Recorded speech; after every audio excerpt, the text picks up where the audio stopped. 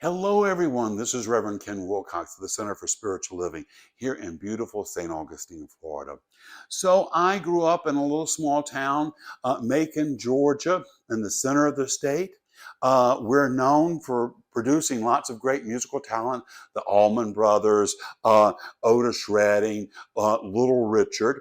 Today, I'm going to share a story of Little Richard with you. I remember one time when I was a teenager, I saw him on a Johnny Carson show, and Johnny asked him, he says, "Little, is that your own hair?"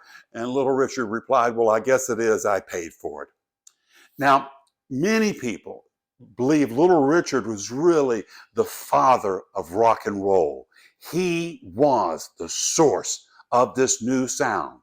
He took gospel music and blues music and combined it and made something different of it. Unfortunately, he was tormented all his life about what he was and what religion told him he should be. In fact, there's a story of how when his dad one time caught him when he was younger than 14, he left home when he was 14 with makeup on, and his dad beat him until he was unconscious.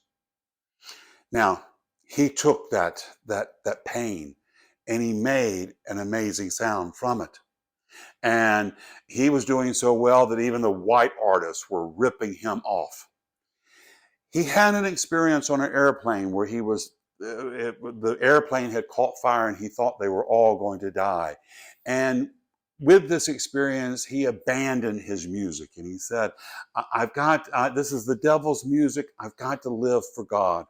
And he completely changed his life. He only started singing gospel music. But he got a call from England, Liverpool. They wanted him to come over and do a concert. Young people in Britain were listening to his music, specifically the Beatles and the Rolling Stones and a bunch of other young musicians who were going to revolutionize the world. They loved Little Richard. So they got him to come over to do a concert in Liverpool. He thought he was going to do a gospel concert. That's what he was singing. But he got in front of all these young kids and he saw all their faces and their excitement. He decided instead he wasn't going to let them down. And so he flipped back over and became the Little Richard. And he inspired both the Beatles and the Rolling Stones. They say Mick Jagger basically just adopted everything he was doing. He was a pioneer. And in his greatest, most courageous effort was just simply being himself. There is something within us that wants to shine forth. And we cannot allow family, neighbors, community to hold us back. We need no one's approval but our own to step out into the world and be the bright, shining light of God's possibilities that Spirit has called us to be. And when we do, we're going to change the world. Just ask Little Richard. This is the truth in your life today. It's the truth in mine, and so it is.